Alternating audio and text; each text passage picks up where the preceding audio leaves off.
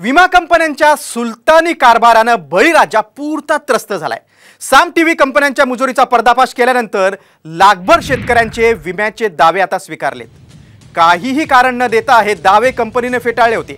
सामच्या बातमीची दखल घेत सरकारने सुद्धा चौकशीचे आदेश दिलेत। पाहूया या संदर्भातलाच एक खास रिपोर्ट। सामच्या दणक्यानंतर पीक विमा कंपन्यांना जाग। फेटाळलेले 1,14,000 दावे स्वीकारले। उशिरा भरपाई, कंपन्यांवर होणार कारवाई। विमा कंपन्यांच्या भोंगळ कारभाराने बळीराजा पुरता हतबल झालाय। मराठवाड्यातील दुष्काळग्रस्त शेतकऱ्यांचा आकडा लाखोंच्या घरात आहे। मात्र एकट्या संभाजीनगर जिल्ह्यात पीक विम्याचे कोणतेही कारण न देता 5 लाखांपेक्षा जास्त दावे फेटाळण्यात आले होते। तर काही शेतकऱ्यांच्या खात्यात केवळ 40 ते 50 रुपये जमा करून जखमेवर मीठ चोळण्याचा प्रकार विमा कंपन्यांनी केला होता। कोणतेही कारण न देता विम्याचे लाखो दावे फेटाळणाऱ्या कंपन्यांच्या मुजोरीचा साम टीव्हीने पर्दाफाश केला। त्यानंतर कंपन्यांची धाबाधाव झाली आणि केवळ पुढच्या 8 तासात या कंपन्यांनी तब्बल अधिकचे 1,14,000 दावे मंजूर केले। सातत्याने पाठपुरावा करूनही विमा कंपनी आम्हाला नेमकं रिजेक्शनचं कारण काय आहे, विमा दावा फेटाळण्याचं कारण काय आहे ते आम्ही मागच्या 8-10 दिवसापासून कंपनीच्या पाठी होतो, पण कंपनी आम्हाला त्या रिजेक्शनची कारण देत नव्हती। एकूण इंटिमेशन होते आपले 6,69,627, म्हणजे अजूनही 3,27,944 एवढे विमा दावे फेटाळलेले आहेत किंवा प्रलंबित आहेत।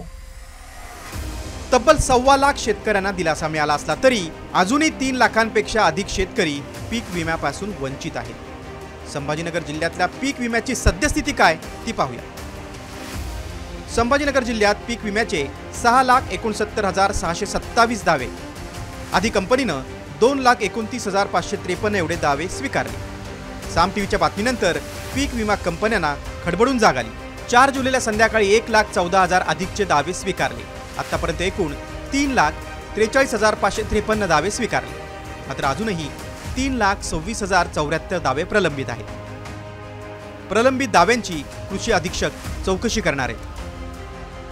दुष्काळाने पिसलेल्या शेतकऱ्यांना गंडवणाऱ्या विमा कंपन्यांचा साम टीव्हीने पर्दाफाश केल्यानंतर सरकारला जाग आली। पीक विमा कंपन्या भरपाई देण्यास विलंब करत असल्याच्या बातमीची विधानसभेतही दखल घेण्यात आली। दोषींवर कारवाई कधी असा सवाल विरोधकांनी विचारलाय। यावर कारण शोधून दोषींवर लवकरच कारवाई करणार असल्याचं आश्वासन कृषी मंत्री धनंजय मुंडेंनी दिले। अध्यक्ष महोदय, शेतकऱ्याच्या पैशाला काही व्याज नाही का? शेतकऱ्याला पैशाला काही मोल नाही का? त्याला वेळेवर पैसे मिळू नाहीत का?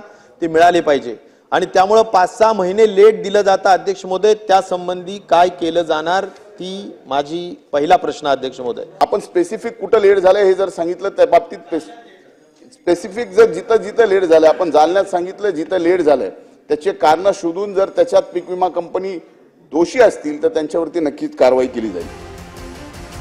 पीक विमा कंपन्यांचा गेल्या काही वर्षातला कारभार पाहता केवळ तुंबड्या भरण्यासाठी या कंपन्यांनी विम्याचा बाजार मांडल्याचं दिसतंय।